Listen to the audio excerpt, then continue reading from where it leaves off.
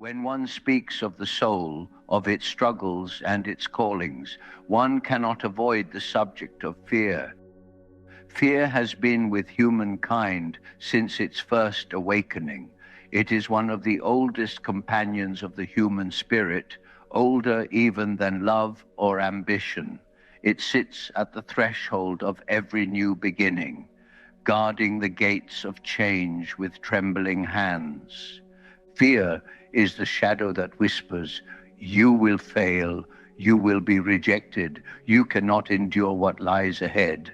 And yet, paradoxically, it is precisely fear that calls us toward the discovery of courage.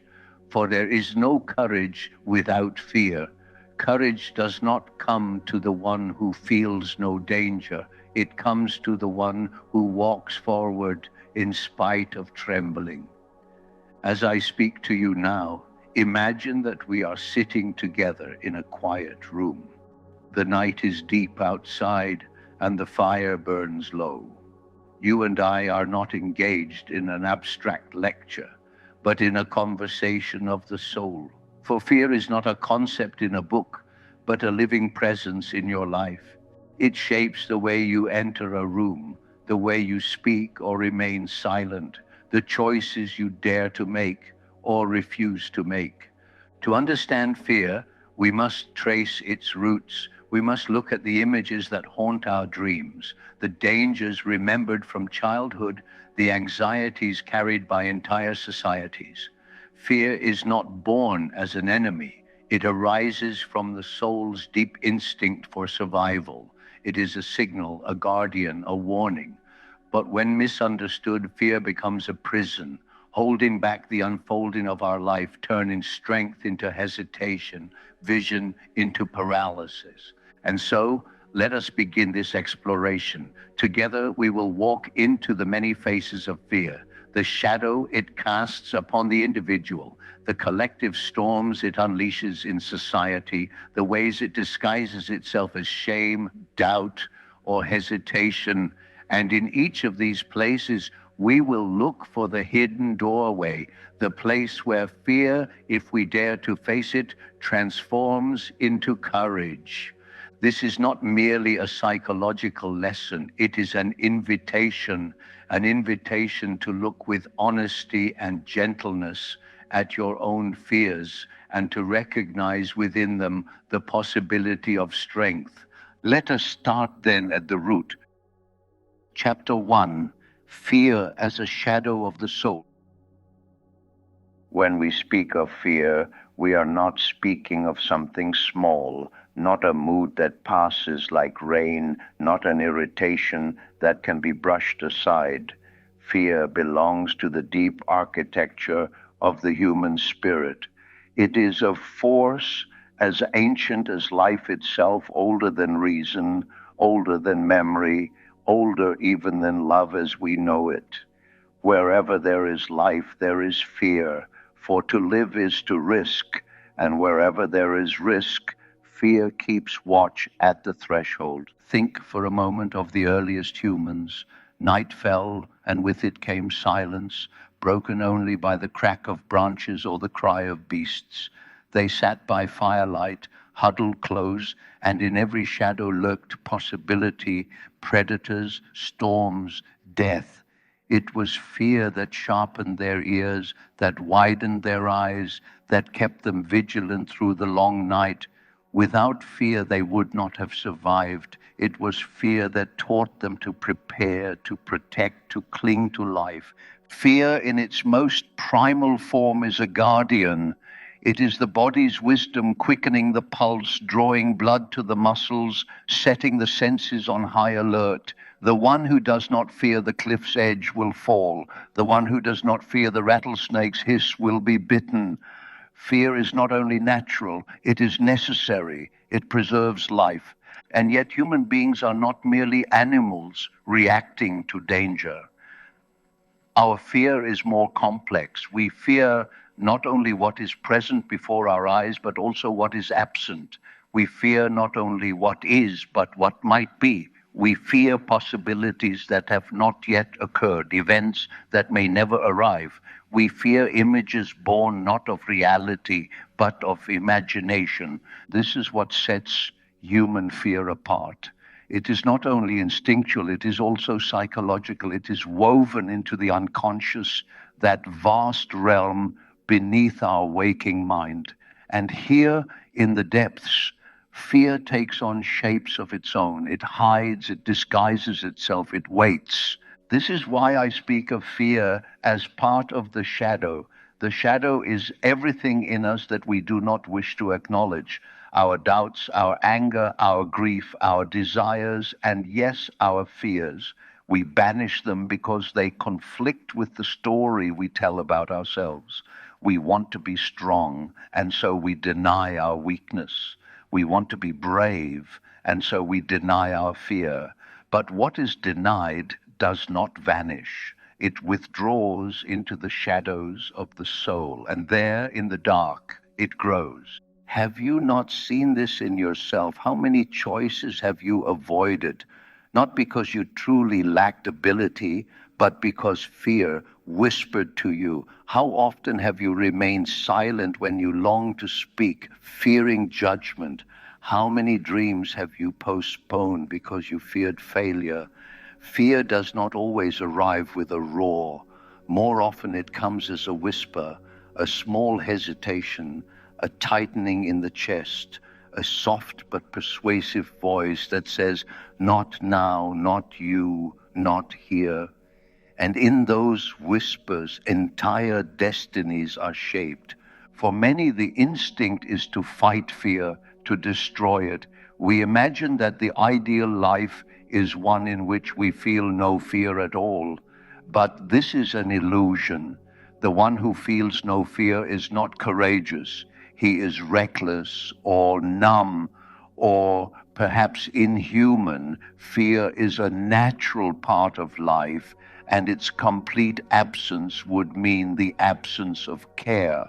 For what is fear at its core, if not the recognition that something matters deeply to us?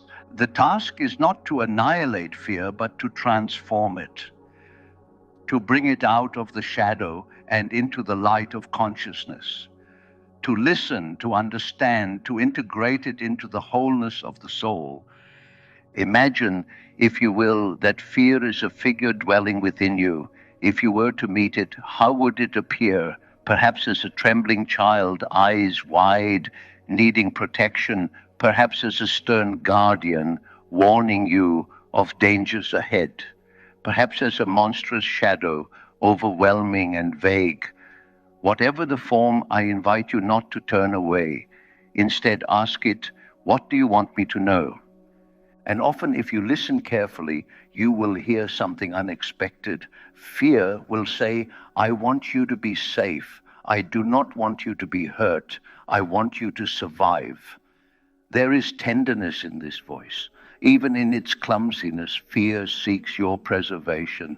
It may exaggerate, it may misjudge, it may overwhelm, but at its root, it is an ally. The tragedy is that when fear is denied, it becomes a tyrant.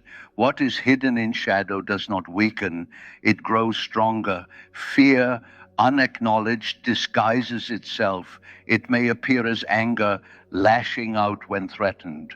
It may appear as endless hesitation, a life lived in postponement. It may appear as control, the desperate attempt to manage every detail so that uncertainty is banished. Denied fear becomes distorted, and in its distortion, it binds the soul. But when fear is acknowledged, it transforms, it becomes a guide, it points you toward what matters most. The fear of rejection reveals your longing for love. The fear of failure reveals your longing to create. The fear of death reveals your longing to live fully. In this way, fear is a mirror. It reflects your values, stripped of disguise. The ancients knew this. Their myths are filled with monsters and dragons that guard treasures. The message is the same across cultures. Where fear is greatest, There the treasure is hidden. The dragon's cave holds the gold. The forest of shadows hides the healing spring. The terrifying abyss leads to transformation. And so it is in your life. The dream you avoid because of trembling may be the very dream that holds your fulfillment. The truth you silence because of fear may be the very truth that sets you free. The path you hesitate to take may be the very path on which you become who you are meant to be. To walk this path is not easy. You will tremble. Your hands may shake. Your voice may falter. But courage is not the absence of trembling. Courage is the willingness to act while trembling. Each step into fear enlarges you. Each threshold cross transforms you. And here we must pause to make an important distinction. Courage is not reckless defiance. To ignore fear completely is not courage but folly. True courage listens to fear, understands its message, and then chooses freely whether to follow or to go beyond. Fear says, "There is danger here." Courage replies, "Yes, I see, but I will proceed for the sake of what matters most." Think of your own life. Recall a time when you faced something that frightened you, a difficult conversation, a bold step, a painful goodbye. At the time you trembled, but afterwards, when you looked back, did you not feel stronger, larger, more whole? Fear faced is never wasted. It always leaves behind a gift. And yet we must be honest. Fear never disappears entirely. It accompanies every stage of growth. The child fears separation. The youth fears failure. The adult fears responsibility. The aging soul fears death. At each threshold, fear appears again, whispering, warning, guarding. This is not a flaw, it is the rhythm of life. Each new stage requires new courage. Each new threshold asks us to face the shadow once more. So let us not despise fear. Let us not imagine that a life without fear is the goal. Let us instead learn to carry fear consciously, to see it as a companion on the path of transformation. Fear will come again and again, but so too will courage. And in that meeting, in the trembling and the stepping forward, your soul becomes whole. So tonight, as you listen, allow this truth to settle within you. Fear is not your enemy. It is not here to destroy you. It is here to guide you. It is the shadow that reveals the light, the dragon that guards the treasure, the trembling that precedes growth. Breathe slowly. Let the body soften. Remember a time when fear seemed overwhelming, and yet you endured.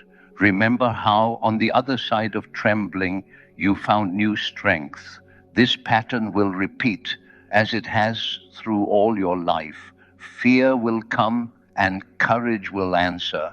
Fear will guard the threshold and courage will walk through. In the end, fear is not the final word. It is the beginning of transformation.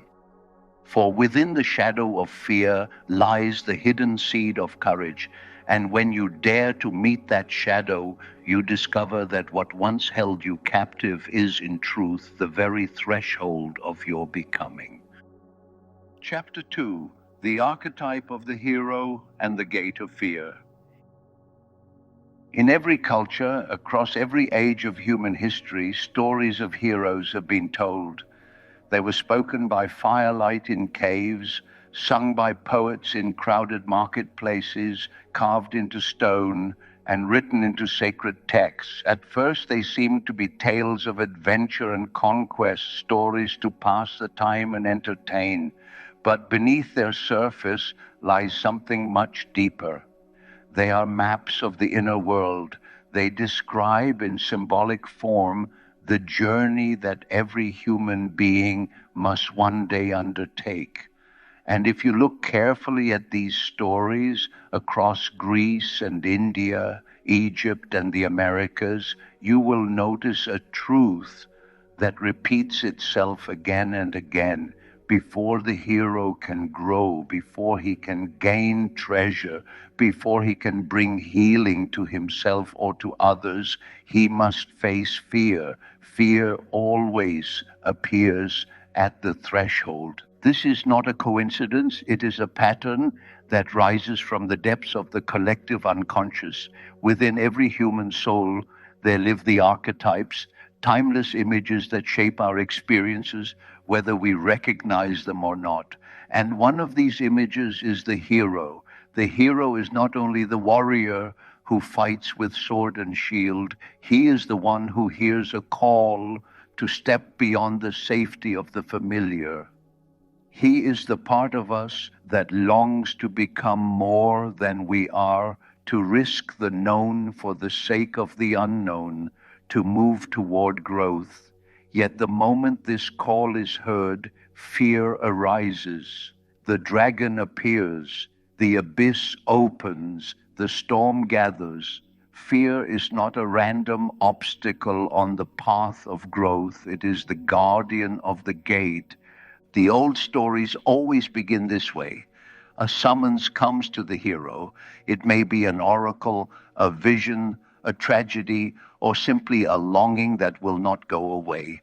The hero is asked to leave behind what is comfortable and to step into what is uncertain. And his first response is nearly always refusal. He clings to the life he knows. He says, "Not I, not now, not this way." This moment of hesitation is important because it shows us that courage is never the absence of fear. The hero doubts himself just as we doubt ourselves. He trembles as we tremble. He resists the call as we resist the changes we know we must one day make. Yet slowly something shifts. He realizes that to refuse the call is to refuse his own becoming. And so, though still afraid, he takes his first step into the unknown. Take Perseus, for example, in the Greek myths. He was tasked with slaying Medusa, the Gorgon whose very gaze could turn men to stone. No one had faced her and lived. To meet her directly was to face annihilation. How does Perseus succeed? Not by rushing blindly at his foe, but by using a polished shield as a mirror. He watches her reflection rather than looking at her directly. In this way, he overcomes her power. The story tells us something profound about fear. There are times when fear is so overwhelming that to confront it directly will paralyze us. What is required instead is reflection, perspective, the light of consciousness. Perseus does not deny his fear, nor does he ignore the danger.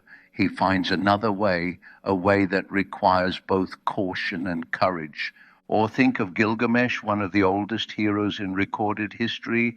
When his companion Enkidu dies, Gilgamesh is seized with terror at the thought of his own mortality. Suddenly the world feels fragile, uncertain, unbearable. Fear drives him on a desperate quest. He travels across unknown lands, faces monstrous guardians, and seeks wisdom from those beyond the boundaries of life. He does not find the immortality he longs for, but in facing his fear, he gains something else, an understanding that to live fully, one must accept mortality. His fear is not erased, but it is transformed into wisdom.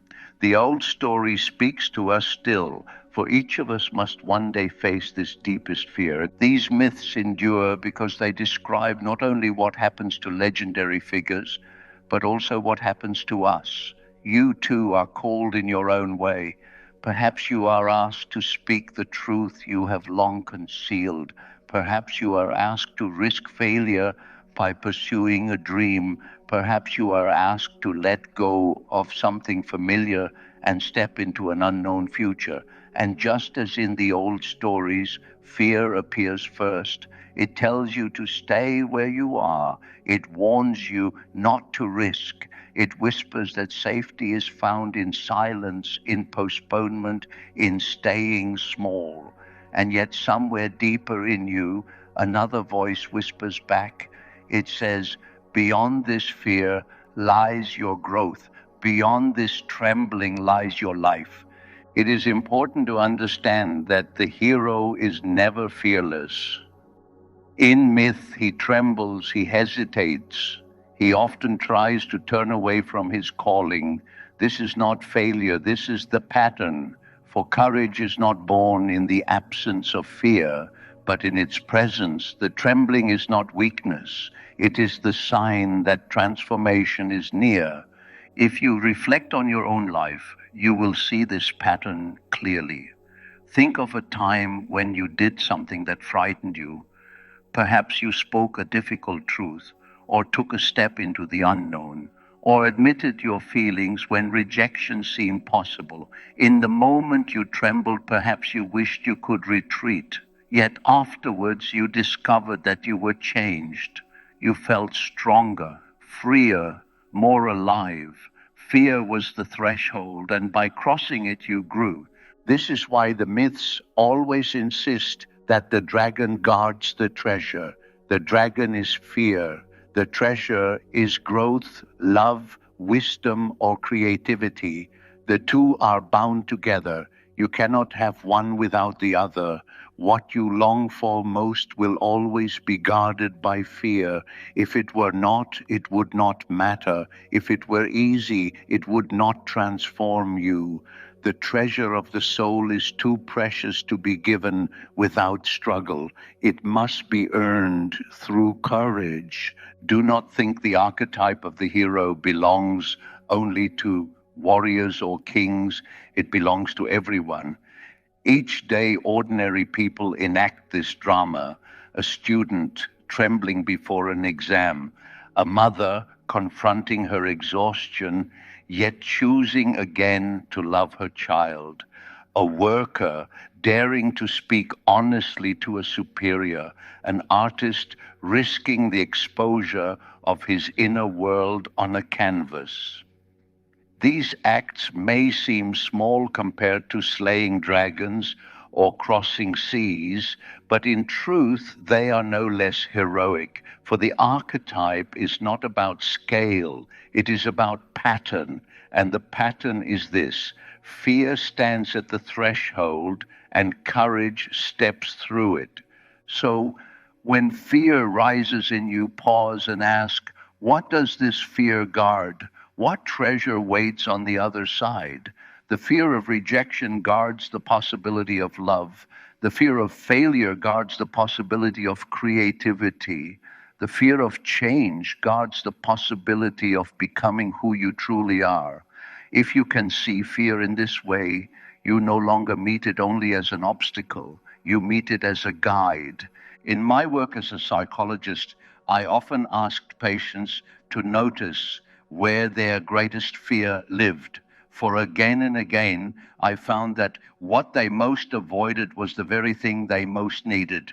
One woman longed to speak her truth but feared judgment. One man longed to be free but feared solitude.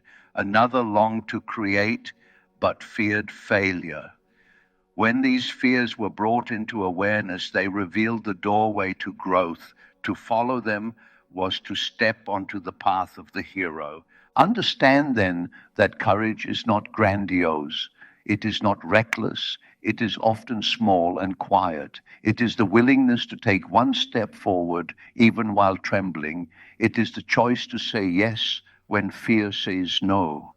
It is the act of beginning, even when you cannot see the ending. These small acts accumulate. They shape a soul. They teach us that the gate can be crossed, and they prepare us for the larger dragons we will one day meet. Let me invite you now into a brief reflection. Think of something in your life that frightens you, something you have postponed or avoided.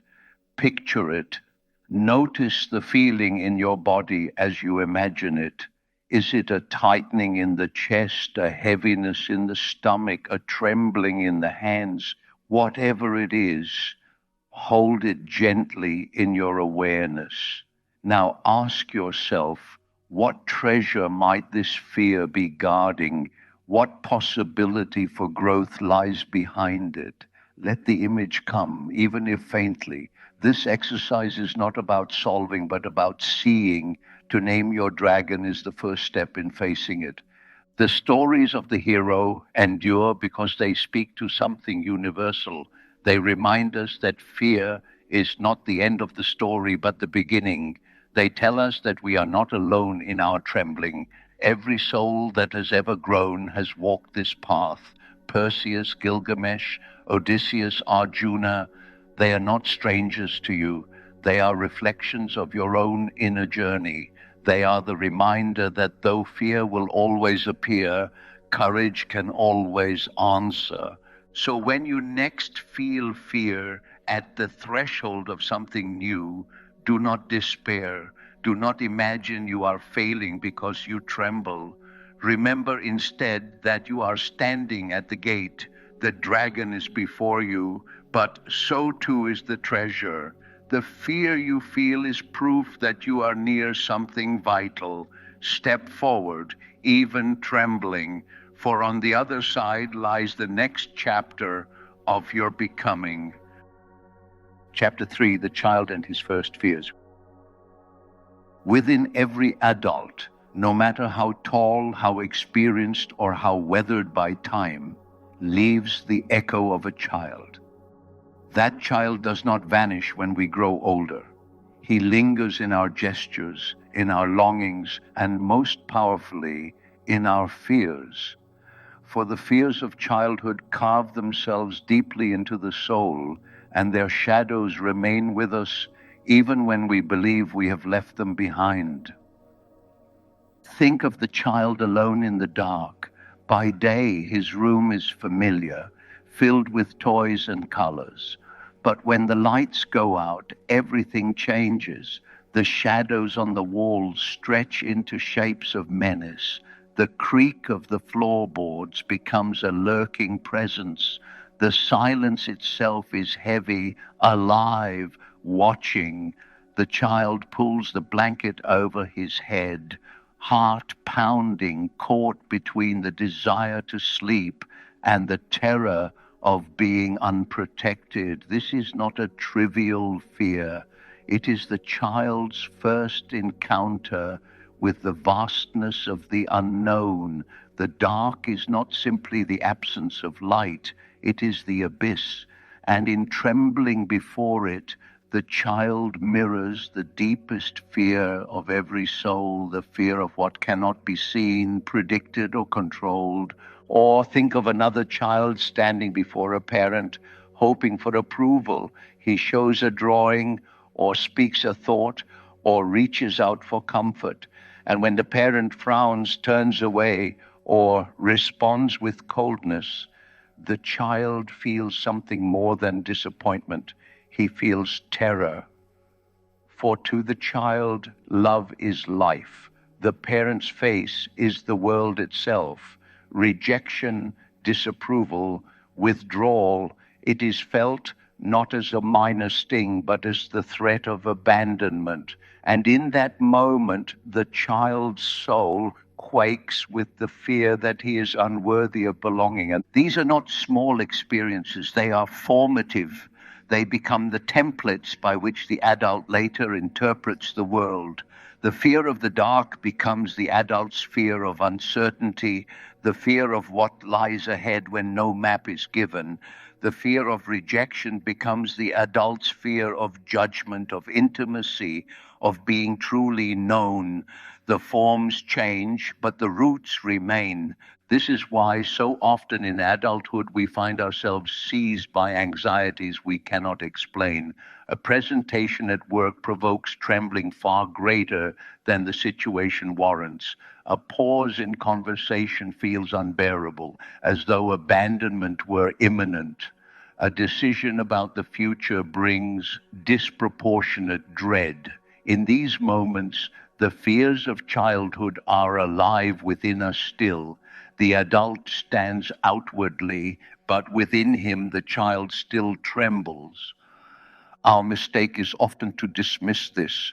We tell ourselves, that was long ago, I am grown, I should not feel this way. But the psyche does not operate by dates on a calendar. The child we once were does not simply vanish when the body matures. He remains waiting to be acknowledged, longing to be comforted. And if we deny him, he does not disappear. He rules us from the shadows. He shapes our choices, limits our risks, constrains our love. To ignore him is to give him more power. To heal, we must do something different. We must turn toward the child within us. We must look at him with honesty and with compassion. Imagine for a moment that you sit across from the child you once were. Look at his small hands, his wide eyes, his vulnerability. Hear his voice as he tells you of his fears, of the dark, of being left, of not being good enough. What would you say to him? Perhaps words like, you are safe now, you are loved, you will not be abandoned. To offer these words inwardly is not a fantasy, it is an act of integration. You give the child within you the reassurance he never fully received, and in doing so, you bring him out of the shadow into the wholeness of the self. It is a paradox. The very places where we felt most fragile in childhood are also the places where resilience can grow. The child who trembled in the dark learned slowly to sleep despite it. The child who feared rejection still reached out, still sought comfort, still longed for connection. These small acts of persistence were the first sparks of courage. They remain within you, though you may have forgotten. The courage you draw on today was born in those early struggles. But many adults make the mistake of thinking that strength means burying the child, silencing him, pretending to have outgrown fear altogether. This denial does not make us strong, it makes us brittle. The child ignored finds ways to return. He returns in panic attacks, in outbursts of anger, in paralysis before decisions. He returns in sudden waves of shame that seem to come from nowhere. The repressed child becomes the hidden ruler of the adult life. True strength lies not in denial, but in acceptance. To carry the child consciously, gently, without shame, that is maturity. To say, yes, I remember I was small and I was afraid, but I am here now and I can hold you. This is what it means to integrate the child within. This work is not regression, it is not weakness, it is the essence of psychological growth.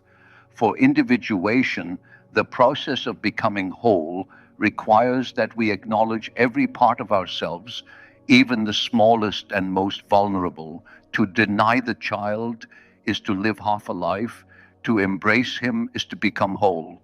And here is something more. When we face our childhood fears with compassion, we become more compassionate toward others, for we remember what it felt like to tremble, to long for safety, to dread rejection.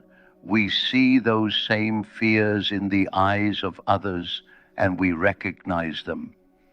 What once seemed like weakness becomes a source of empathy. The wounds of childhood, when embraced, become channels of connection. Think then of the fears that still move in you today. When you hesitate to speak, when you dread silence, when you fear abandonment, can you see the child behind those fears? Can you offer him kindness rather than scorn? Can you say, I see you, you are not alone? This is the beginning of transformation, for when the child within you feels seen, the fear begins to loosen. What once held you captive softens. The trembling does not vanish, but it no longer rules you. The child is carried within the arms of the adult self. Fear is no longer an enemy, but a memory, one that can be met with tenderness. And so, as you listen tonight, remember that the fears you feel are not signs of weakness. They are echoes of your earliest encounters with life's vastness. They are the marks of your humanity. Do not despise them.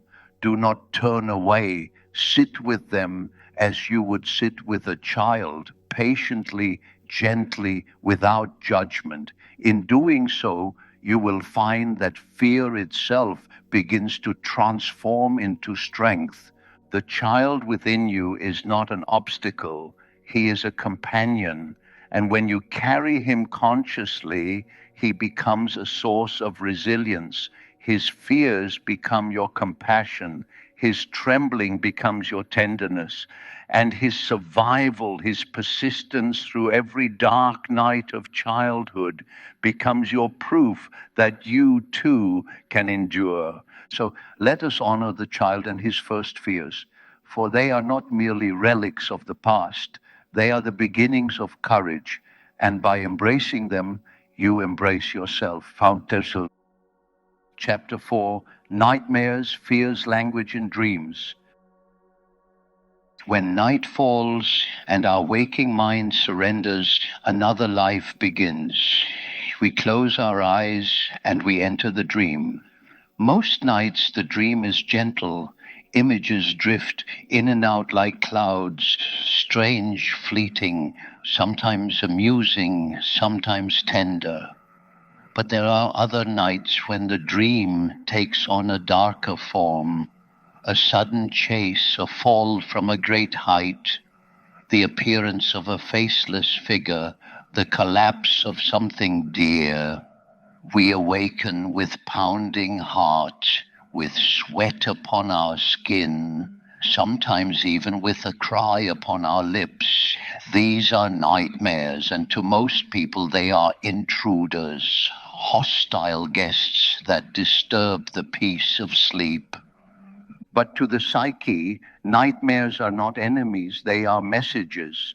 They are fear translated into the symbolic language of the dream, for the unconscious does not speak to us in the ordinary language of logic. It speaks in images, in symbols, in stories, and when it wishes to be heard, when it wishes to bypass our resistance, it chooses images charged with the greatest emotion. It chooses fear, for fear compels us to pay attention. Think of the most common nightmares. There is the dream of falling, walking along a path, and suddenly the ground disappears beneath your feet. You plummet, helpless, only to wake with a jolt before striking the ground. What does this reveal? Falling is the image of losing control. It is the soul's way of showing us that something we counted on as solid is in danger of giving way. Perhaps a job, a relationship, a belief, or even our own sense of self. The fear of collapse in the dream mirrors the fear of collapse in waking life. Or take the dream of being chased. You run through streets or forests, pursued by a dark figure. You cannot see its face, yet its presence fills you with dread. No matter how fast you run, it follows. This is the shadow, those parts of ourselves we have rejected or denied. We flee from them in waking life, refusing to face them, and so they pursue us in dreams. The nightmare insists what you run from does not vanish. It will follow until you turn to meet it. There are other nightmares of drowning when the waters rise above our head, symbolizing being overwhelmed by unconscious emotion, of fire consuming the home, symbolizing structures of life breaking apart, of doors that will not open, symbolizing repressed knowledge or opportunities not taken. Each nightmare paints a picture of fear, not to torment us, but to awaken us. The tragedy is that most of us dismiss these dreams. We say upon waking, it was only a nightmare. We rush to forget it, to return to the ordinary. But the psyche wastes no energy. A dream powerful enough to frighten us, to lodge itself in memory, carries meaning. To dismiss it is to dismiss the part of us that is speaking most urgently.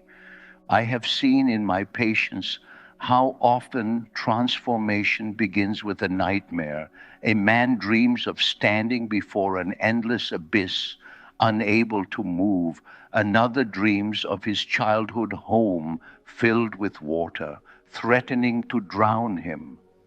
Another dreams of being pursued by a wild animal he cannot escape. These images terrify, yes, but they also open the door to reflection. Why this image? Why now? What is the fear that my waking self has avoided, but my dreaming self insists I must face? Nightmares remind us that fear is not only external but internal. Life has its dangers, yes, but the greater threats are often those we carry within, the unresolved conflicts, the unacknowledged truths, the rejected parts of the soul. When we deny these by day, they rise by night, demanding recognition. It is important to remember that the unconscious is not cruel. It does not send nightmares to punish us. It sends them because it longs for wholeness. It unsettles our rest because it wants us to wake, not only from sleep, but into consciousness. The nightmare is the psyche's way of saying, something within you needs your attention. Do not turn away. So, what can we do with nightmares? The first step is simply to honor them, to pause upon waking and say, this dream mattered, to write it down, to hold the image in memory, to sit with its emotion. The second step is to reflect, ask, what in my waking life does this image resemble? What fear does it reveal? What part of me does it bring to light? Even if the answer is not clear, the act of asking begins the work. And here lies the paradox. Once faced, nightmares often lose their terror. The monster, when named, becomes less overwhelming. The burning house, when understood, shows what in life must be released. The faceless pursuer, when recognized, reveals the disowned part of the self. What was once a tormentor becomes a teacher. Think of how this mirrors life itself. Often we are most afraid of what we refuse to face. We push it away and it grows larger in the shadows. But when we turn to it, when we name it, when we look at it honestly, we discover it is not as monstrous as we imagined. Fear thrives in avoidance. It weakens in awareness. This is why nightmares are gifts, though they do not feel like it. They are opportunities to face fear in the symbolic realm, to rehearse the work of courage in images before doing so in life. If you can learn to engage with fear in your dreams, you are better prepared to engage with fear when you wake. Let us pause for a moment. Imagine one of your own nightmares, perhaps one that has stayed with you for years.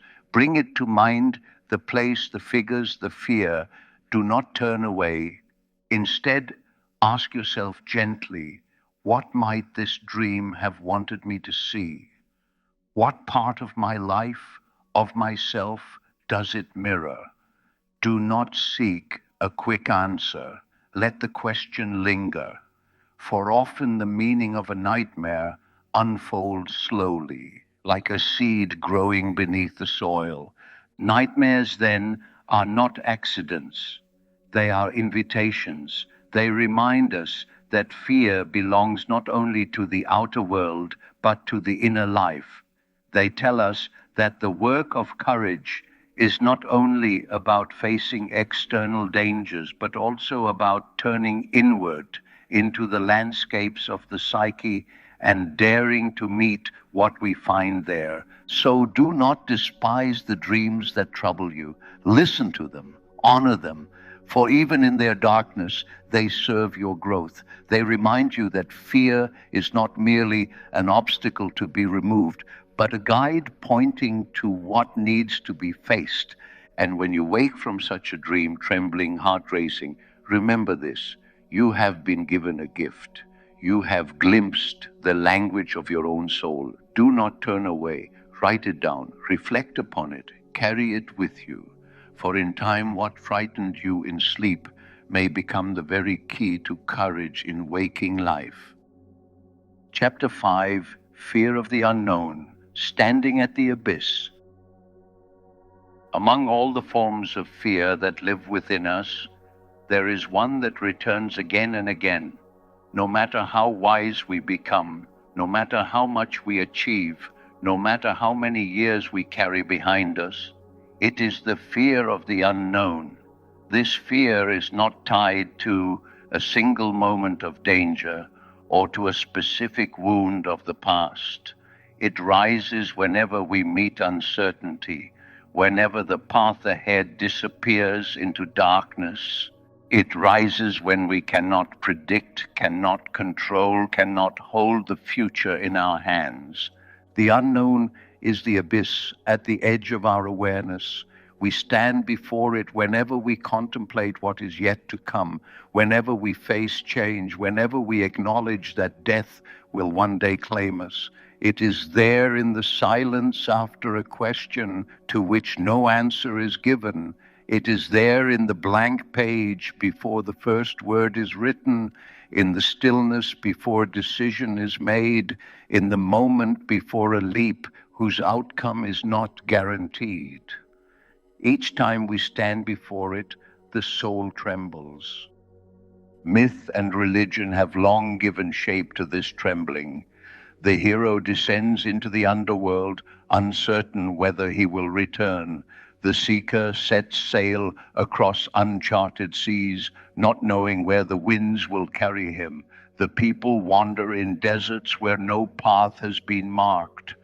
These stories, told again and again, reveal a truth. To become more than we are, we must step into what we cannot yet know. The abyss is terrifying precisely because it is measureless. No map covers its terrain. No teacher can hand us certainty. We must walk forward without knowing where the path will lead. Modern life tempts us to forget this truth. We surround ourselves with structures, with plans, with technologies that promise control. We schedule our days, we insure against loss, we forecast the future as though uncertainty could be banished. And for a time, these structures succeed. We feel secure, confident, in command. But then a single event, a sudden illness, the loss of work, the death of one we love, shatters the illusion. The abyss opens again as it always will, for no wall is high enough, no plan complete enough, no technology powerful enough to keep it away forever. What then are we to do when we find ourselves standing at this edge? Our instinct is often to resist. We scramble for answers, demand guarantees, cling desperately to anything that offers the illusion of control. Yet the truth is that much of life will always remain beyond our command. No amount of planning can eliminate uncertainty. No amount of strength can prevent death.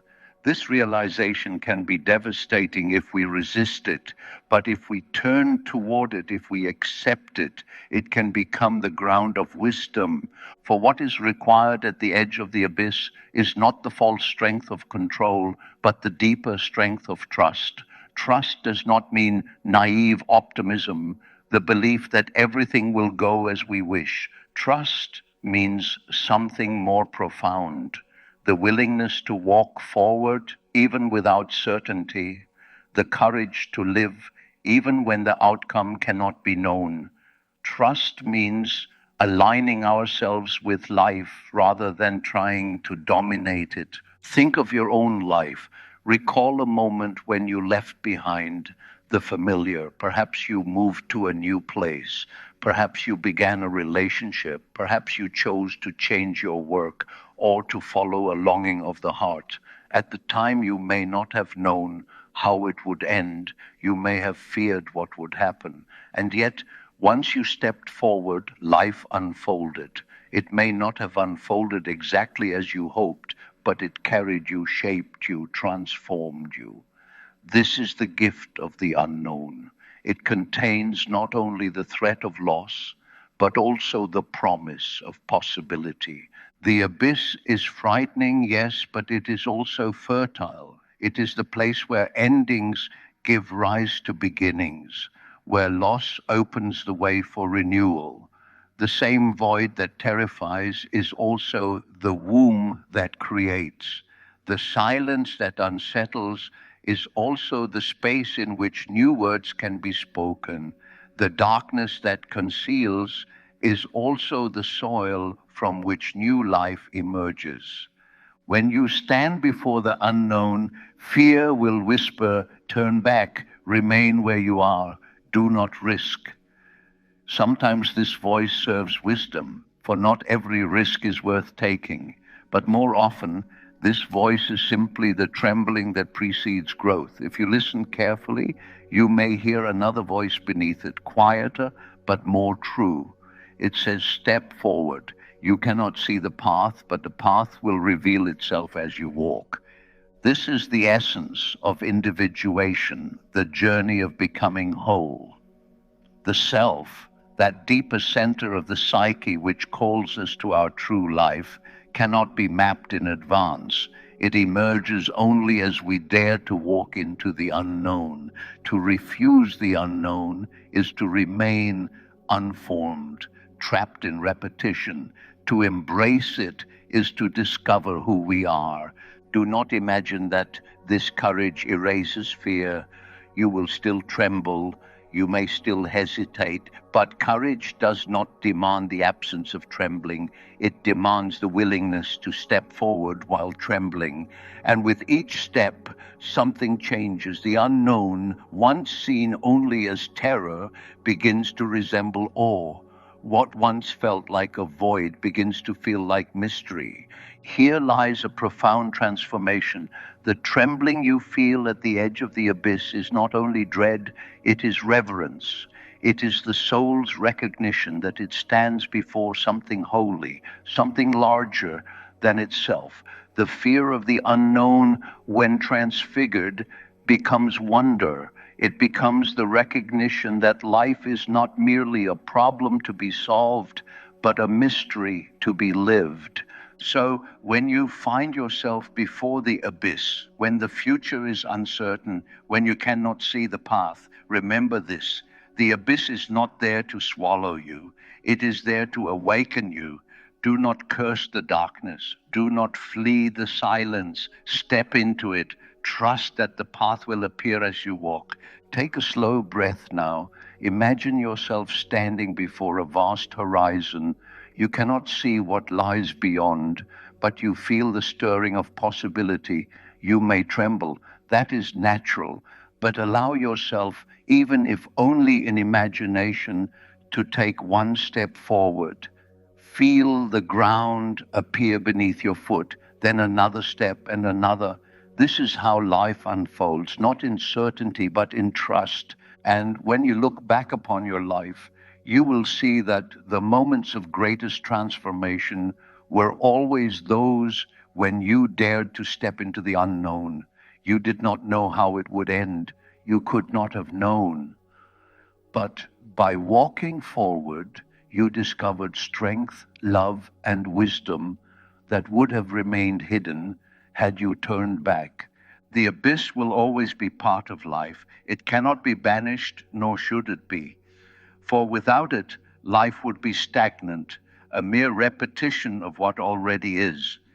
With it, life is alive, dynamic, filled with possibility. Fear will always rise at its edge, but so too will courage. And in that meeting, the soul grows. So let the unknown remain what it is, a mystery. Do not demand that it shrink to the size of your control.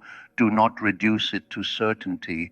Instead, meet it with reverence, walk into it with trust, and discover that in the very place where you tremble most deeply, life is waiting to reveal itself to you.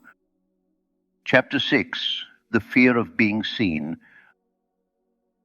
Among the most subtle, yet most powerful fears in the human soul is not the fear of death, nor even the fear of danger, but the fear of exposure, the fear of being seen as we truly are.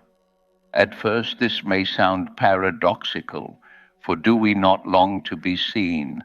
Do we not crave recognition, intimacy, the comfort of being known?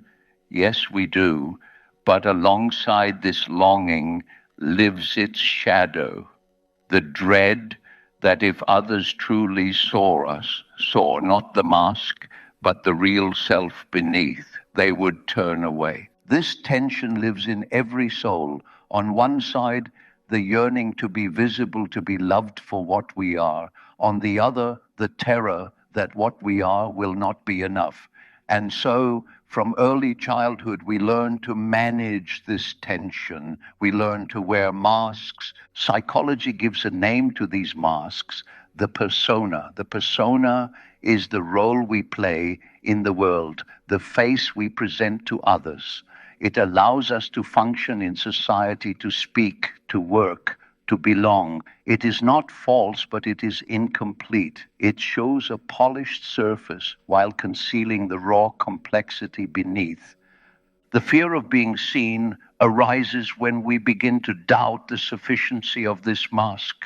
We worry that if others glimpsed what lies beneath, our insecurities, our contradictions, our hidden desires, they would withdraw their love, their respect, their trust. And so we cling to the persona as though our very survival depended upon it. But the price of safety is distance. When we rely only on the mask, we keep others from seeing who we are. We may be admired for our competence, appreciated for our charm, respected for our role, but inwardly we feel alone. For the deeper self remains hidden, unseen, untouched. We are known, but not truly, loved, but not fully, surrounded, but not met. You have felt this perhaps in your own life. You have sat in a room filled with people smiling and conversing, yet inwardly felt unseen. You have spoken words that were expected of you while hiding the words that burned in your heart. You have played the role well, yet felt that no one touched the truth of your being. That distance, that gap between the outer mask and the inner self is the birthplace of the fear of being seen. And yet, paradoxically, it is precisely in moments of authenticity that true connection is born. Consider a time when someone you loved revealed to you their weakness, their grief, their uncertainty, their shame. Did you turn away? Or did you feel in that moment closer to them, honored by their trust? The same is true for you. When you dare to reveal your vulnerability, you give others the chance to love you as you are, not as you pretend to be. But the risk is real. Not everyone responds with kindness. Some do judge, some misunderstand, some withdraw. And so the fear of being seen is not unfounded. It is the recognition that exposure is dangerous. The world is not always gentle. To be authentic is to be vulnerable. And to be vulnerable is to risk hurt. This is why courage is necessary, not the courage of defiance, not the courage of armor, but the courage of softness, the courage to show yourself, even knowing that you may not be received as you hope.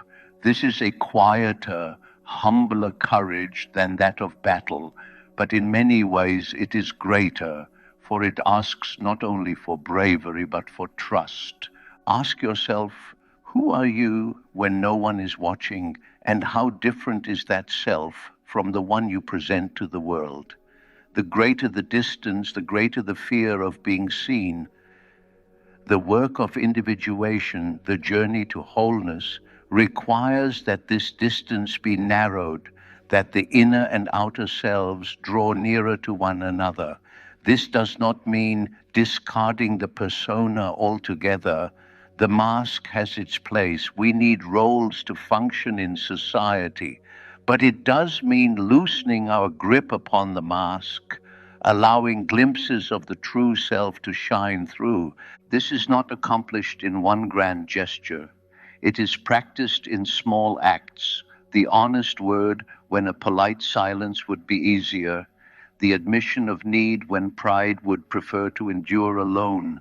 The expression of feeling when concealment would feel safer. Each act of authenticity is a step toward integration, a narrowing of the gap between inner and outer. In my work with patients, I often saw how the fear of being seen lay behind so many struggles. One man feared intimacy, not because he did not long for love, but because he dreaded that his true self, once revealed, would not be accepted. One woman hid her creativity, afraid that if she shared her art, others would mock her. Another pretended to be endlessly capable, never allowing anyone to see her exhaustion, for she believed her worth depended on her strength. In each case, the mask concealed the self, and the fear of being seen maintained the distance. But when the mask was slowly loosened, when vulnerability was allowed even in small ways, healing began. For the truth is that the soul does not shatter when it is seen. It trembles, yes, it risks, yes, but it also grows stronger. What once seemed weakness, your doubt, your longing, your imperfection, becomes the very bond that connects you to others. The fear of being seen is transformed when you discover that your vulnerability is not only bearable but beautiful. Pause for a moment and reflect. Is there a truth you have hidden, a feeling you have concealed, a part of yourself you have judged too unworthy to reveal? Picture it gently. Imagine what it would be like to let even a small piece of it be seen. Not to everyone, but to someone you trust. How would it feel to allow that part of yourself into the light, trembling, yes, but also relief, also freedom? For this is the paradox. The mask feels like protection, but it becomes a prison. Authenticity feels like danger, but it becomes liberation. The more we hide, the lonelier we become. The more we reveal, the more connection becomes possible. And so the fear of being seen is not something to be conquered once and for all. It will return, as all fears do, at each new threshold of intimacy, at each new act of authenticity. But each time you risk, each time you reveal yourself, the fear loosens its hold. You discover that exposure is survivable, that rejection is bearable, that acceptance is possible. The greatest freedom is to live without disguise, not because everyone approves of you, but because you no longer betray yourself. You no longer live divided, outer from inner, mask from soul. You live as one. So tonight, as you rest, let yourself consider, where in your life are you hiding? Where have you let the mask define you? And where might you dare, even gently, to let yourself be seen? You need not expose everything at once. A small act of honesty is enough. A single word of truth, a single glimpse of the heart. Fear will tremble in you when you do this. It always does. But remember, fear is not the end, it is the threshold. And beyond it lies freedom. Beyond it lies the possibility of love that is real. Beyond it lies the wholeness of being seen and of seeing yourself at last without disguise. Chapter 7, Love as the Counterforce to Fear. If fear is among the oldest companions of the human soul, then love is its eternal counterpart. Wherever fear constricts, love expands. Wherever fear builds walls, love opens doors. Wherever fear isolates, love gathers and unites. These two powers live in tension within us, shaping nearly every choice we make. Fear seeks to preserve life. Love seeks to share it. Fear urges us to protect the self. Love urges us to give the self. The life of the soul is lived in the space between these two forces. To love is to risk. This is why fear so often shadows love. When we love, we allow another to matter to us. Their presence fills our days with joy, but their absence has the power to wound us. Their gaze strengthens our sense of worth, but their rejection can pierce us more deeply than any sword. To open our heart is to open ourselves to loss, and fear whispers, do not risk it, remain guarded, protect yourself. And yet, without love, life withers. The heart that never risks never breaks, but it also never truly lives. The walls that protect us also imprison us. In attempting to escape sorrow, we escape joy as well. Fear promises safety, but what it delivers is loneliness. You can see this in everyday life. A person longs to confess their affection, but holds back, paralyzed by fear of rejection. Another yearns to deepen a friendship, but conceals their true feelings, afraid of vulnerability. A married couple withholds honesty from one another, afraid that truth might create conflict. In each case, fear closes the door that love longs to open. But you have also felt the opposite. Think of a time when you risked love despite fear. Perhaps you confessed your feelings, and though your voice trembled, you found that they were returned. Perhaps you revealed your pain to a friend, and instead of turning away, they drew nearer. Perhaps you gave trust where you could not be sure it would be honored, and found yourself rewarded with loyalty. Each of these moments required courage, and each revealed that love, when chosen, transforms fear. This is why courage and love are inseparable. Courage is not merely endurance in danger or strength in battle. At its deepest, courage is the willingness to act from love, even while fear trembles in the heart. The soldier who risks his life for his comrades, the mother who endures sleepless nights for her child, the artist who exposes his soul in creation, all are moved by love that proves stronger than fear. Notice also how fear reveals what we love. You do not fear losing what means nothing to you. You fear losing what matters most.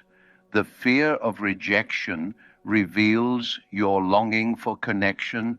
The fear of grief reveals your devotion to those you cherish. The fear of failure reveals your desire to create. Fear is a distorted mirror of love. If you wish to know where your love lies, look at where your fear is greatest. And if you wish to transform fear, let love lead. When fear says, protect yourself, ask instead, what would love do here? Sometimes love will counsel caution, but more often it will urge you forward. To answer fear with love is to turn trembling into courage. This is not to say that love erases fear. The one who loves still trembles at the thought of loss. The parent who loves their child fears for their safety. The partner who loves deeply fears betrayal. The artist who loves his work fears its rejection. Love does not silence fear, but it gives the trembling meaning. It tells us, yes, you may suffer, yes, you may lose, but the risk is worth the gift of connection. The ancients understood this truth. In Christianity, it is said, perfect love casts out fear.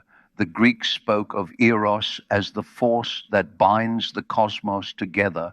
In the East, compassion is taught as the highest virtue, stronger than hatred, stronger than terror. Everywhere across cultures and centuries, the wisdom is the same. Love is the counterforce to fear. And yet, for many of us, fear has been allowed to dominate. We withdraw, we guard ourselves, we choose safety over intimacy. We tell ourselves it is prudence when in truth it is fear disguised. The result is a life diminished, for the soul cannot thrive on safety alone. It thrives on love, and love requires risk. Let us pause here for a moment of reflection.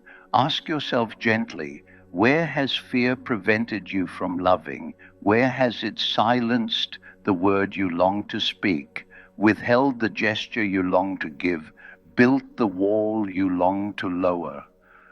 Picture one of these moments. Feel the fear that held you back, and then imagine, just for an instant, what it would have been like to choose love instead. Notice how the heart softens, even at the thought. This is the path of courage, not to banish fear, but to place love above it, to let love be the principle that guides you, even when fear whispers its warnings. And the more we practice this, the more we discover a profound paradox. Love itself is the safest place we can dwell, not safe from loss, not safe from sorrow, but safe from the emptiness of a life unlived. For even if love brings pain, it also brings meaning. And a life with meaning, however fragile, is stronger than a life of empty safety. So remember this, every act of love is also an act of courage. Each time you risk your heart, you grow larger than your fear. Each time you open yourself, you discover that the soul is not as fragile as you believed. The walls you thought were necessary begin to fall away, and in their place grows freedom. Tonight, as you rest, allow this truth to settle within you. Fear will come again, as it always does. But when it does, ask yourself, what would love do here? And even if your voice trembles, even if your heart races, dare to follow that answer. For love is the counterforce to fear, the light that shines in its shadow, the courage that carries us into wholeness. Chapter 8, Collective Fear, Storms of the Psyche. Until now, we have spoken mostly of fear as it moves within the individual soul. But fear is not only private, it does not remain locked inside one person. Fear spreads. It travels invisibly from one to another, like a fire catching in dry grass. It becomes shared, magnified, and transformed into something larger than any single human being can carry. This is collective fear, and when it takes hold, it is as though a storm sweeps across the psyche of a people. You have seen this on a small scale, even in everyday life. One person panics in a crowd, cries out, and suddenly many join, fleeing though they do not know what the danger is. Or recall how moods move quietly through a group. One anxious presence unsettles everyone, one calm presence steadies many. Human beings are not isolated islands. We are joined by invisible threads of feeling, and fear, more than any other emotion, travels swiftly along these threads. History gives us darker examples. There were the witch trials in Europe when whole villages fell into hysteria, condemning innocents to death. There were the panics of war when nations abandoned reason in the grip of dread and hatred. There were the crashes of markets when fear of loss spread faster than any calculation. In each case, individuals surrendered their own judgment, swept into a tide of collective emotion. This is not simply a matter of influence or suggestion, it is archetypal. Beneath the surface of individual minds lies the collective unconscious, that deep reservoir of shared images and patterns. In times of collective fear, this reservoir stirs. Archetypal figures rise: the devouring monster, the collapsing world, the flood, the plague, the enemy at the gates. These images seize the imagination of a people. They magnify anxiety, making it feel larger than life. And once seized by these images, men and women may act in ways they would never have considered alone. This is what makes collective fear so dangerous. The individual swept into it loses ground. He no longer asks, "Is this true for me?" He simply follows the current. Reason diminishes, conscience is dulled, and actions that once seemed unthinkable suddenly feel justified. The mob, the riot, the blind obedience to destructive leaders, these are the forms collective fear can take. What then can one person do when the storm rises? Can the individual resist the tide? The answer is yes, but it requires great inner strength. The first step is awareness, to pause and ask, is this fear truly mine, or is it the mood of the crowd moving through me? That question alone creates a space, a moment of consciousness that loosens the grip of contagion. The second step is anchoring. To resist collective fear, one must be rooted inwardly in values, in self knowledge, in connection to the deeper self. For if even a few individuals can remain centered while the storm rages, they can become points of stability for others. History shows us this too: the lone voice of calm in panic, the single conscience that awakens many, the quiet refusal that plants the seed of change. This does not mean withdrawing from society or standing in arrogant isolation. It means entering consciously. To resist collective fear is not to escape it, but to carry calm within it. Think of how one steady presence in a crisis steadies everyone around. In the same way, one soul that remains grounded in truth can be a light for many in the darkness. And here lies another paradox. The way to resist collective fear is not through defiance alone, but through compassion. For those swept away are not simply enemies, they are afraid. Their judgment is clouded not by malice alone, but by terror. To meet their fear with hatred only deepens the storm. To meet it with calm understanding begins to quiet it. Courage here is not only resistance, but gentleness. Pause for a moment and reflect. Think of a time when you were caught in the mood of a group, perhaps panic, perhaps anger, perhaps despair. Can you remember the moment you noticed it? Did you feel how easily the mood entered you, how natural it was to join? And can you remember how different it felt when someone in that group remained calm, or spoke wisely, or acted with compassion? That one person became an anchor, and through them the whole atmosphere shifted. This is the role each of us can play. When fear moves collectively, we can choose not to magnify it. We can choose not to pass it on. Instead, we can pause, breathe, return to our own ground, and offer calm. We may not stop the storm altogether, but we can be a place of stillness within it, and that stillness ripples outward, influencing more than we imagine. Collective fear is powerful, but it is not eternal. Storms pass. The hysteria of one age gives way to reflection in the next. But the lessons endure. They remind us how easily we can be swept away, and how vital it is to cultivate an inner ground that cannot be shaken by every wind. For only through conscious individuals does society as a whole regain balance. So let us not underestimate collective fear, nor overestimate it. It is strong, yes, but it is also fragile. It depends on contagion. It grows when unexamined. But when even a few dare to ask, is this fear truly mine? Its hold begins to break. You too carry this possibility. When the storm rises, you need not be swept away.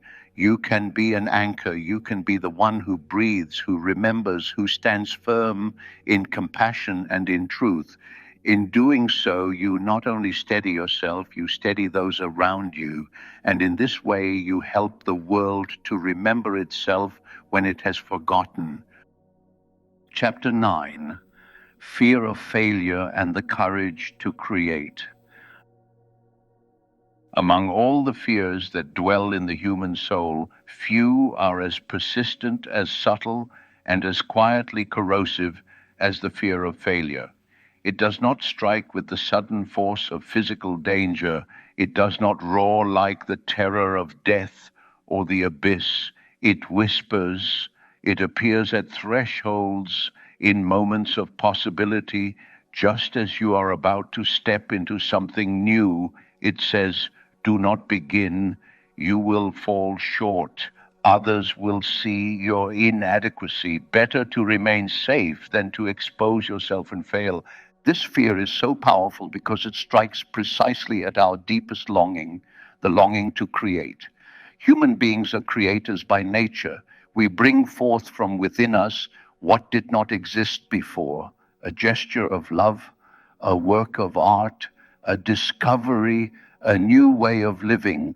To create is to participate in the unfolding of life itself. But creation exposes us. Whatever we create, whether a painting, a poem, a business, or a relationship, carries a piece of our soul outward. And in that exposure lies risk. Others may reject it. We ourselves may fall short of what we hoped. And so, at the very doorway of creation, fear arises. Failure can take many forms: a project left unfinished, a business that collapses, a relationship that ends, a song met with indifference. To the ego, each of these feels devastating, as though it proves one's unworthiness. The ego whispers, you are nothing if you do not succeed. Your worth depends upon triumph. To stumble is to be worthless. And so, under the shadow of this fear, many turn away from creation altogether. They silence themselves, postponing the dream, withholding the gift, hiding the truth. But here is the paradox. In avoiding failure, we avoid life. No creation, no discovery, no love is possible without the risk of falling short. The only way never to fail is never to attempt. And that, though safe, is the deepest failure of all, the failure to live fully. If you look more closely, you will see that the fear of failure is not random. It points directly to what matters most to you. You do not fear failing in what is meaningless. You fear failing where your heart is most alive. The student fears failing the exam because he longs for achievement. The artist fears rejection because he longs to express. The lover fears heartbreak because he longs for intimacy. In this way, fear of failure reveals where your soul's desire burns brightest. Creation, then, always carries the possibility of failure. But failure is not the opposite of creation. It is part of its process. Every masterpiece has behind it countless drafts abandoned. Every invention rests upon experiments that did not succeed. Every deep love has weathered misunderstandings and disappointments. Failure is not a sign that we should stop. It is the path by which we learn, refine, and grow. The greater danger lies in perfectionism. The ego insists you must succeed flawlessly or you are nothing, but the soul does not demand perfection. The soul longs for expression. Even a flawed creation carries meaning if it is true. Even an imperfect act of love has value if it is real. What matters is not flawless success, but the courage to bring forth what is within you. Think of the child drawing with crayons. He does not pause to ask if his picture is good enough. He does not compare it to others or fear its rejection. He simply creates joyfully, freely. His delight is in the act itself. Fear of failure has not yet claimed him, but as we grow, as we encounter judgment, as we internalize comparison, we lose this freedom. We begin to hold back. Courage is the willingness to return to that childlike freedom to create, not because success is guaranteed, but because life itself demands expression. Reflect for a moment. What dream have you hidden because of fear of failure? What truth have you silenced because you feared rejection? What work waits within you unfinished because you doubt its worth? To begin these things, even trembling, is an act of courage. For if you wait until fear vanishes before you act, you will wait forever. Fear always stands at the threshold of creation. But if you act alongside it, something remarkable happens. Fear transforms into energy. The trembling sharpens your focus. The anxiety fuels your attention. The risk heightens your passion. The very force that threatened to paralyze you becomes the fire that carries you forward. And remember this, failure itself is never final. To stumble is not to be defeated. To fall short is not to be worthless.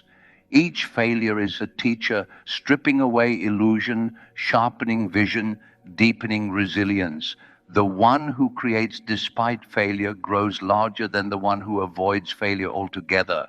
History is filled with examples. Great artists, scientists, and leaders stumbled many times before achieving what they are remembered for. Their failures were not shameful detours. They were the very ground upon which their greatness was built. What set them apart was not immunity to failure, but the willingness to fail and continue. The same is true in the quiet stories of ordinary life. The person who risks love and loses still grows wiser than the one who never risks at all. The one who begins a project and falters still learns more than the one who only dreams. Even the one who tries and fails publicly has lived more fully than the one who remains silent in the shadows. So let us not imagine a life without failure. Let us imagine instead a life in which failure is embraced as part of the journey. A life where missteps are not shameful, but instructive, where each attempt, whether successful or not, honors the call of the soul to create. For the greatest failure is not to fall, but never to begin. Pause here and consider what is waiting within you. What idea, what desire, what truth have you held back because of fear? Imagine, just for a moment, taking the first step toward it. Imagine beginning, even with trembling hands. Feel how the fear shifts as you picture it, still present, but alive now with energy, alive with possibility. This is the courage of creation, not to be fearless, but to act despite fear, not to demand perfection, but to allow imperfection, not to guarantee success, but to honor the longing of the soul. And when you live this way, you discover something extraordinary. Each act of creation, however small, strengthens you. Each risk you take enlarges your life. Failure still comes, but it no longer defines you. It becomes part of the dance, part of the rhythm of growth. And you discover that the act of creating itself is the treasure, whether or not the world applauds. So do not let fear of failure silence you. Begin. Write the first word. Speak the first truth. Take the first step. You may stumble. You may fall short. But in doing so, you will live. And in living, you will discover that courage has always been with you, waiting at the threshold of creation. Chapter 10, The Spiritual Meaning of Courage. All through our exploration, we have seen fear take many forms. The fear of the child alone in the dark, the fear that stalks us in dreams, the fear that rises at the edge of the unknown, the fear of being truly seen, the fear of failure.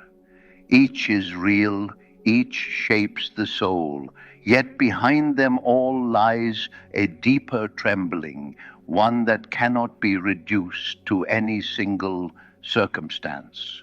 It is the trembling that comes when we confront the fact of existence itself. It is the recognition that life is vast, mysterious, uncontrollable, and that we, fragile beings, must live within it. This is the deepest fear, the fear of being, and it is here that courage finds its highest meaning. Every person, if they are honest, has felt this. Alone at night, in silence, you sense the immensity of the universe, the ungraspable distance of the stars, and the smallness of your own life.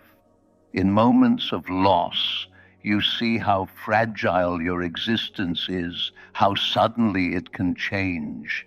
In illness or grief, in the face of death, whether your own or another's, you realize how little mastery you truly have. And in that realization, you feel a trembling, not of one moment, but of existence itself. The ordinary forms of bravery, those of endurance, of defiance, of survival, are not enough here. What is required is something deeper, a spiritual courage. This is not the courage to control life, but the courage to trust it. Not the courage to deny suffering, but the courage to affirm life even with its suffering. It is the willingness to step forward without knowing the path, to live without certainty, to face death without despair. And this kind of courage has been glimpsed in many traditions. In Christianity, the mystics spoke of surrender to God, of yielding the ego's will to a wisdom greater than its own. In Buddhism, the teaching is to release attachment, to find peace, not in control, but in letting go. The Stoics counseled strength in the face of fate, knowing that much lies beyond our power.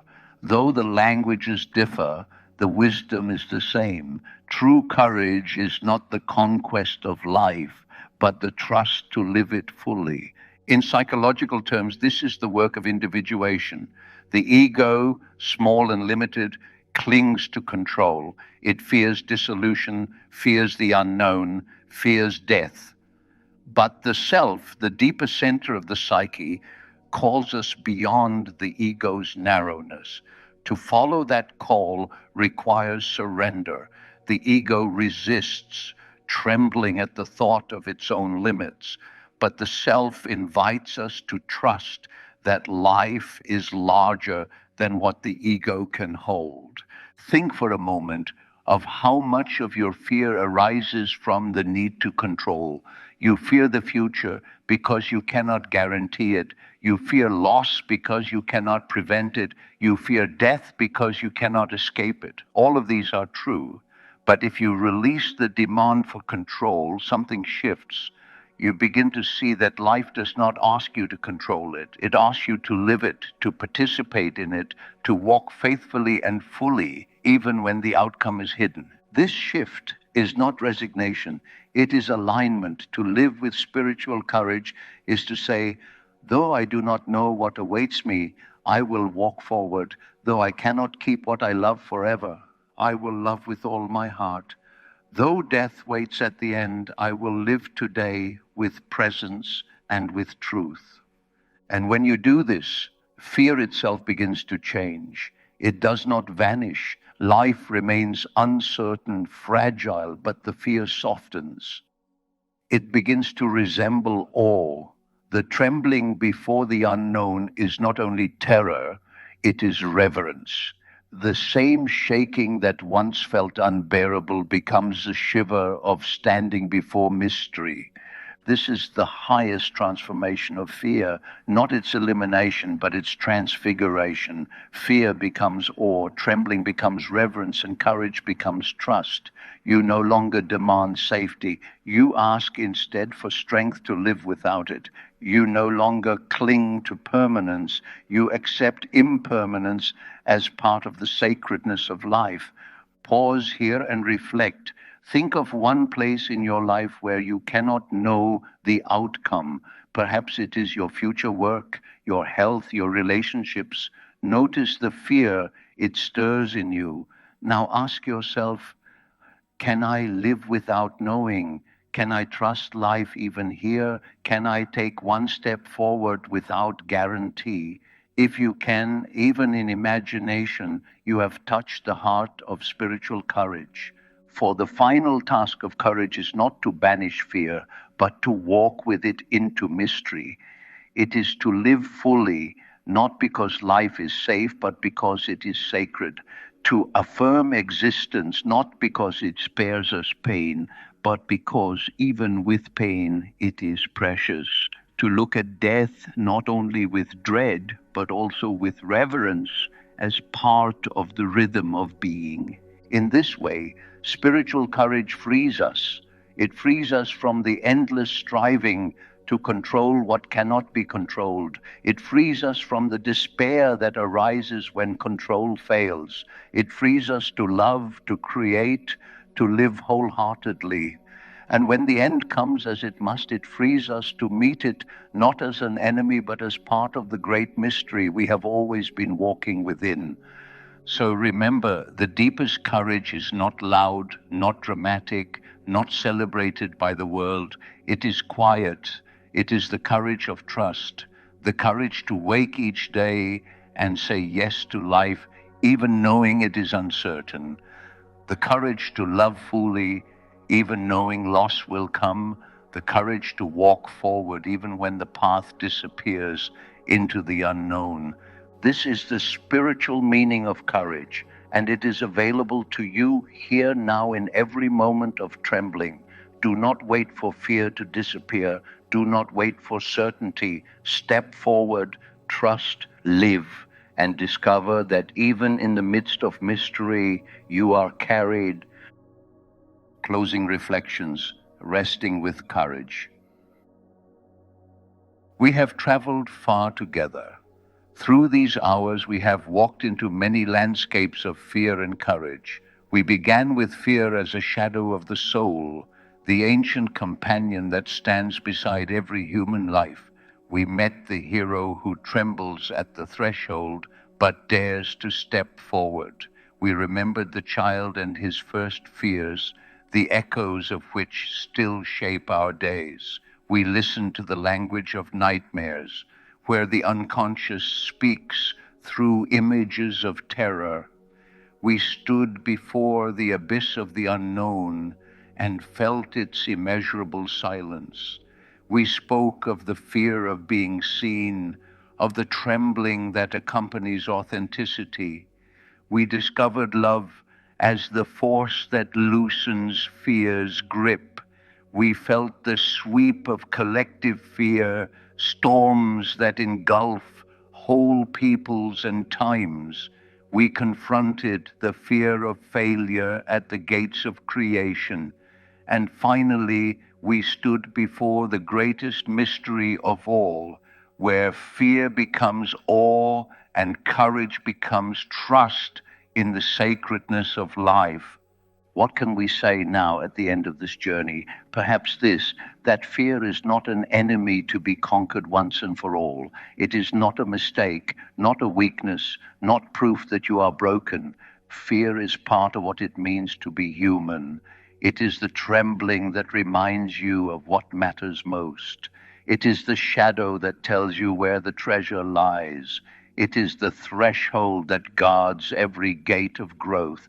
To feel fear is not to fail.